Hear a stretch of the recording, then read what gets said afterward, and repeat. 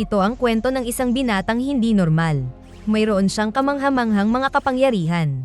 Kaya niyang magbasa ng isip, makakita ng hinaharap, at kontrolin ang mga bagay gamit lamang ang kanyang isip. Ngunit para sa kanya, isa itong problema dahil napakasimple ng kanyang pinakamalaking hamon, ang mamuhay ng normal.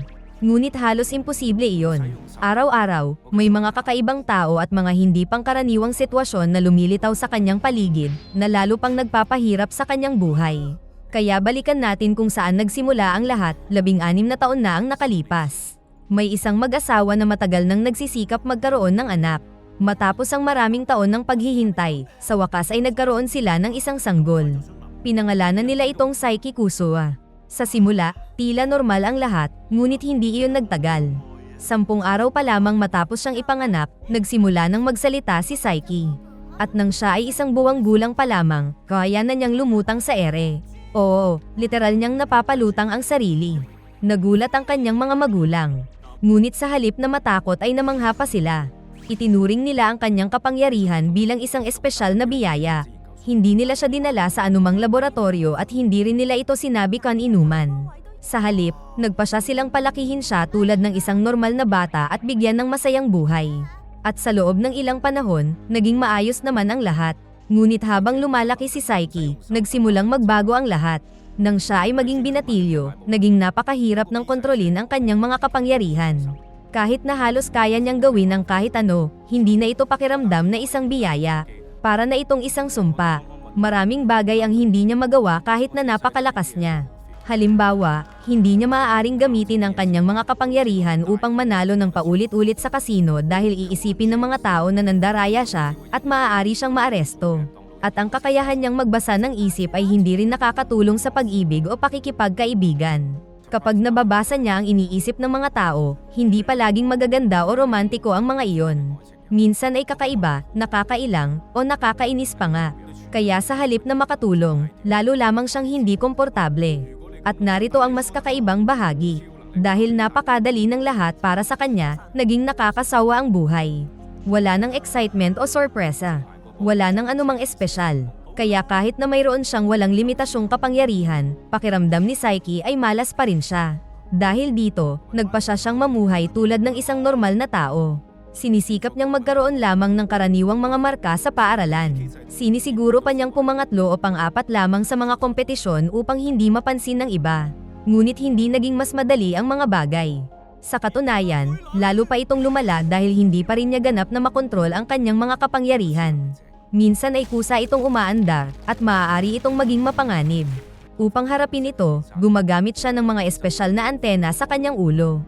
Tinutulungan siya ng mga ito na kontrolin ang kanyang kapangyarihan at maiwasan ang mga aksidenteng maaaring magdulot ng pinsala. Ngunit may isa pang problema. Kailangan niyang tiyaking walang makakapansin sa mga ito. Kaya sa paaralan, lihim niyang hinipnotismo ang kanyang mga kaklase upang isipin nilang normal lamang ang kanyang mga antena. Isang araw, gumawa ng mahalagang anunsyo ang kanilang guro. Darating na sa susunod na buwan ang PK High School Festival. Sinabihan ng guro ang lahat na ayusin ang kanilang pag-uugali dahil kung may mangyaring problema, maaaring kanselahin ang mga susunod na festival. Para sa karamihan ng mga estudyante, nakakatuwa ang balitang ito. Ngunit para kay Saiki, kabaligtaran ang pakiramdam niya. Wala siyang pakialam sa festival. Sa katunayan, nakikita lamang niya ito bilang pagkakataon upang umiwas sa mga tao at magkaroon ng tahimik na oras para sa sarili. Kaya gumawa siya ng isang mahalagang desisyon. Sisiguraduhin niyang magiging maayos ang lahat at walang magiging problema sa magaganap na festival. May isang estudyanteng lumapit sa harap ng klase. Ang pangalan niya ay Hero, at siya ang class representative. Sinabi niyang siya ang magpaplano ng aktibidad ng klase para sa festival. Iminungkahi ni Hero ang isang exhibition ng origami, ngunit walang may gusto sa kanyang ideya. Sa halip, napagdesisyonan ng klase na mangolekta ng mga kakaiba at natatanging bato mula sa paligid ng paaralan. Matapos ang klase, biglang lumitaw sa likod ni Saiki ang isang kakaibang lalaki na nagngangalang Nendo, at tinakpan ang kanyang mga mata bilang biro. Nagulat si Saiki. Karaniwan, kaya niyang maramdaman ang sinumang papalapit mula pa sa 200 metro ang layo gamit ang kanyang telepathy. Ngunit iba si Nendo. Ganap na walang laman ang kanyang isip. Walang iniisip, wala kahit ano. Dahil dito, madalas hindi matukoy ni Saiki ang kanyang presensya. Pagkatapos ay niyaya ni Nendo si Saiki sa isang pakikipagsapalaran upang maghanap ng mga bato. Ngayon, isang linggo na lamang ang natitira bago ang festival, at unti-unti nang tumitindi ang mga pangyayari.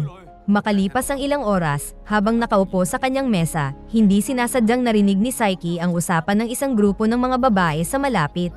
At kasama sa kanila ang pinakasikat na babae sa paaralan, si Kokomi Terahashi. Sinasabihan siya ng kanyang mga kaibigan na sumali sa Miss PK Contest, isang paligsahan upang piliin ang pinakamagandang babae sa paaralan.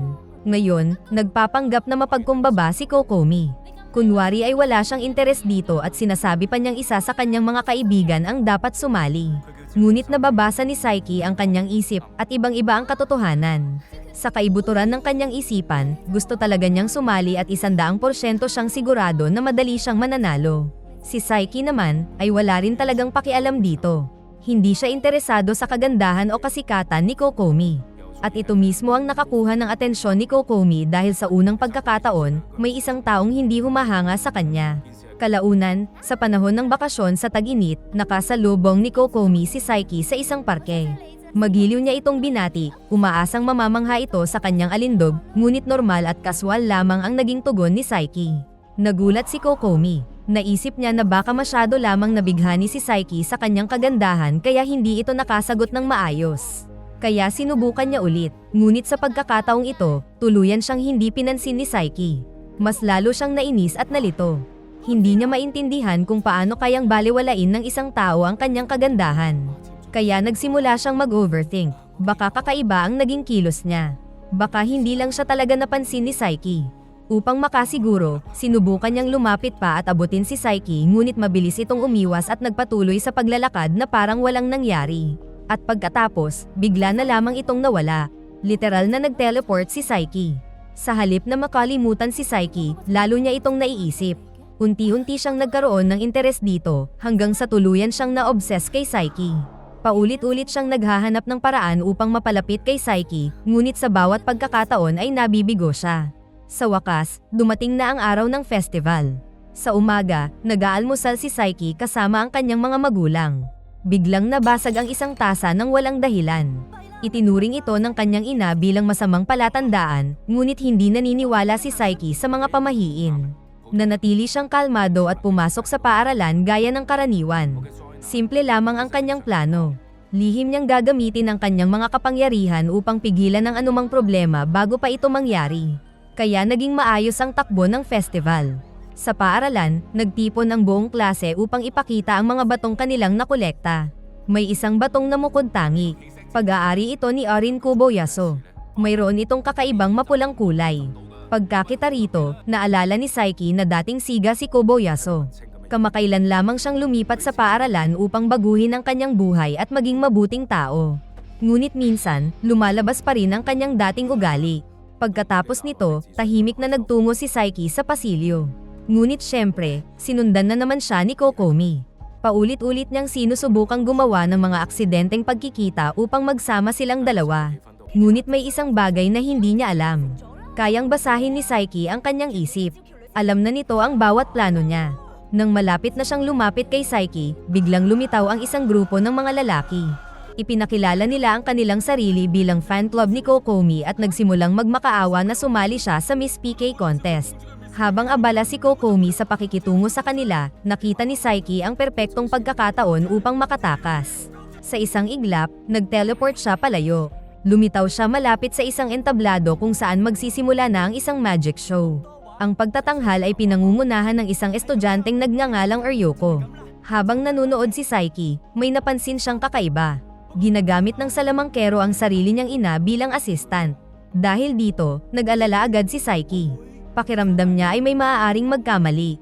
Kaya sa halip na umalis, nagpasya siyang manatili at bantayan ang sitwasyon. Nagsimula ang palabas. Ipinaliwanag ng salamangkero ang kanyang tricks. Tatalian siya, ikukulong sa kahon at babalutin ng mga kadena. Mayroon siyang 3 minuto upang makatakas. Pagkatapos nito, magsisimulang itarak ng kanyang assistant ang matutulis na espada sa loob ng kahon. Nang marinig ito ni Saiki, agad niyang naunawaan ang panganib. Hindi na siya nag-aksaya ng oras. Nag-teleport siya sa loob ng kahon upang tumulong. Ngunit pagdating niya roon, may hindi siya inaasahan. Nakatakas na pala ang salamangkero. Ngayon, si Saiki ang naiwan sa loob ng kahon. At may problema pa. Hindi pa niya maaaring gamitin muli ang kanyang teleportation. Kailangan niyang maghintay ng 10 minuto bago ito magamit ulit. Kaya wala siyang magawa kundi manatili sa loob. Biglang nagsimulang magsaksak ng mga espada ang ina ng salamangkero sa kahon. Napilitan si Saiki na kumilos ng mabilis. Sa loob ng 3 minuto, naiwasan niya ang bawat isang espada. Sunod, itinaas ang kahon gamit ang isang crane. Nanood ang mga tao ng may takot. Pagkatapos, ibinagsak ang kahon mula sa taas na 30 metro. Sa huling sandali, tumalon si Saiki at ligtas na lumapag, naiwasan ang malakas na impact. Mukhang imposible iyon ngunit nagawa niya. Pagkatapos ay lalo pang naging baliw ang palabas.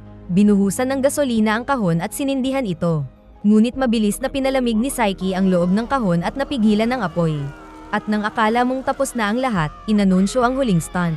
May paparating na steamroller upang durugin ang kahon. Sa mismong sandaling iyon, handa na ulit gamitin ni Saiki ang kanyang teleportation. Nag-teleport siya palayo at nakatakas sa pinakahuling sandali. Pagkatapos nito, muling lumitaw ang salamangkero sa entablado na parang perpektong-perpekto ang lahat ng nangyari. Sa kabilang bahagi naman ng paaralan, pumayag na si Kokomi na sumali sa beauty contest, ngunit bilang hurado lamang. Nadismaya nito ang maraming lalaki na gustong makita siyang lumaban sa patimpalak. Kasabay nito, masiglang inaanyayahan ni Hiro ang lahat na sumali sa school marathon. Biglang lumitaw si Nendo at sinabing gusto rin niyang sumali. Napaka-interesante ng premyo para sa mananalo. Makakakuha ang nagwagi ng 10 minutong kasama si Kokomi. Nang marinig ito, naging seryoso ang lahat. At si Saiki, na nag-aalala sa mga posibleng aksidente, ay nagpasya na lihim na bantayan ang karera. Habang nagsisimula ang takbuhan, buong siglang tumakbo si Hiro. Gagawin niya ang lahat para lang makasama si Kokomi ng 10 minuto. Hindi man lang niya pinapansin ang mga traffic light at muntik na siyang mabangga ng mga sasakyan. Ngunit nakakagulat na nakakasabay pa rin si Nendo sa kanya nang walang kahirap-hirap. Tumatakbo pa nga ito habang kumakain ng delatang pagkain na parang wala lang. Samantala palihim na ginamit ni Saiki ang kanyang kapangyarihan upang maiwasan ang aksidente. Sa lalong pagkabigla ni Hiro, naabutan pa rin siya ni Nendo. Kaswal pa nga itong nag-alok kay Hiro ng delatang sabaw habang tumatakbo. Nagawa pa nitong tumakbo ng paatras habang si Hiro ay halos himatayin na sa hingal. Kakaiba man, pero sobrang nakakatawa nito. Habang papalapit sila sa finish line, gumamit si Hiro ng isang panlilinlang. Bigla niyang sinigaw na may sumo wrestler sa unahan. Huminto si Nendo upang tumingin, at sinamantala iyon ni Hiro upang manalo. Nang mapagtanto ni Nendo na naloko siya, pabiro niyang inatake si Hiro, dahilan upang matawa ang lahat. Kasabay nito, sa loob ng paaralan, nakakita si Kobayashi ng liham sa kanyang locker. Galing ito sa dati niyang gang. Nais nila siyang makipagkita. Kahit nagbago na siya, pumunta pa rin siya upang makita sila. Ngunit pagdating niya, hindi man lang siya nakilala ng mga ito. Sakto namang dumaan si Sean. Tinanong siya ng gang kung kilala niya si Kobayashi, at agad niya itong itinuro. Dahil nabunyag na siya, sinabi ni Kobayashi kay Sean na umalis na. Ngunit naging seryoso ang sitwasyon nang bigla siyang hampasin ng leader ng gang gamit ang bat. Doon nagbago ang lahat. Bumalik ang dating fighting instinct ni Kobayashi. Samantala, nag-aalala pa rin si Saiki tungkol sa festival. Pakiramdam niya ay may masamang maaaring mangyari anumang oras. Ngunit bago pa siya makapag-focus, muli siyang nakita ni Kokomi, at sa pagkakataong ito ay hindi siya nito hiniwalayan. Wala nang takas si Saiki kaya pumayag na siyang samahan si Kokomi sa haunted house. Habang papunta sila roon, biglang sumama si Nendo. Tuluyan itong sinira ang plano ni Kokomi na mapag-isa kasama si Saiki. Sabay silang pumasok sa haunted house. Nagpanggap si Kokomi na natatakot, kumikilos ng cute at umaasang magre-react si Saiki. Ngunit walang naramdaman si Saiki. Dahil sa kanyang kapangyarihan, nakakakita siya sa kabila ng mga pader at alam na niya kung nasaan ang lahat ng bagay. Walang nakagugulat sa kanya. Habang naglalakad sila sa loob, sinubukan silang takutin ng isang estudyante. Ngunit nang makita nito ang napakalaking baba ni Nendo, siya mismo ang natakot at nawalan ng malay. Oo, ang multo pa ang natakot. Sobrang nadismaya si Kokomi. Paano sila matatakot kung ang multo mismo ang natatakot kay Nendo? Kaya tuluyan nitong sinira ang buo niyang plano. Pagkalabas nila ng haunted house, pumunta sina Saiki at Nendo sa banyo. At doon may hindi inaasahang nangyari. Biglang hinablot ni Nendo ang salamin ni Saiki. Malaking problema ito dahil kapag walang salamin si Saiki, sino mang direktang tumingin sa kanya ay magiging bato. At iyon mismo ang nangyari. Agad na naging bato si Nendo. Alam ni Saiki na aabutin ng 24 na oras bago ito bumalik sa normal, kaya inilagay niya si Nendo sa rock display ng kanilang silid-aralan upang walang makahalata ng kakaiba. Ngayon, may bago na naman siyang problema. Kailangan niya ng bagong salamin. Tinawagan niya ang kanyang ina at hiniling na dalhin ang ekstrang pares mula sa kanyang kwarto, ngunit tumanggi ito dahil napakagulo raw ng kanyang silid. Dahil dito, kinailangan ni Saiki na maghanap ng sariling solusyon. Nagsimula siyang maghanap ng salamin sa buong paaralan. Ngunit habang ginagawa niya ito, may ilan pang estudyanteng hindi sinasadyang naging bato. Unti-unti nang nawawala sa kontrol ang sitwasyon. Wala nang ibang mapagpipilian kaya nagtago siya sa storage room ng gym. Ngunit pagpasok niya, nakita niyang naroon na si Kokomi. Mukhang may lihim itong ginagawa. Wala nang oras si Saiki para alamin iyon kaya pinakiusapan niya itong umalis. Pumayag naman si Kokomi at lumabas. Sa sandaling iyon, may napansin si Saiki sa labas. Nakikipaglaban pa rin si Kobayasu sa dati niyang gang. Ngunit walang pakialam si Saiki sa kanya. Ang gusto lang niya ay mahiram ang salamin ni Kobayasu. Kaya pinahiram ni Kobayasu ang kanyang salamin. Nang magkaroon muli ng salamin, nagsimulang kumalma ang lahat. Ngunit biglang may paparating na guro. Mabilis niyang ginamit ang kanyang kapangyarihan upang ayusin ang sitwasyon. Pakiramdam ni Saiki ay tapos na ang kanyang mga problema. Naghanda siyang mag-teleport at magpahinga. Ngunit syempre, muling nagpakita si Kokomi. Inimbitahan siya nitong maglaro ng couples game. Tumanggi si Saiki at sinubukan umalis, ngunit bago pa siya makatakas ay dumating ang fan club ni Kokomi. Binalaan nila si Saiki na lumayo kay Kokomi. Upang matulungan si Saiki, ginulo ni Kokomi ang mga ito upang makatakbo siya, ngunit hindi sila tumigil. Hinabol nila ang dalawa hanggang sa muli silang napunta sa storage room ng gym. At sa pagkakataong ito, ikinulong sila ng fan club sa loob gamit ang super glue. Ngayon, nakulong silang dalawa. Sa loob ng silid, binasa ni Saiki ang isip ni Kokomi, at ang kanyang natuklasan ay nakakagulat. Lahat pala ay planado. Siya ang nagplano ng marathon. Siya rin ang dahilan ng laban ni Kobayasu. Ginawa niya ang lahat ng iyon upang ilayo si Saiki sa ibang tao.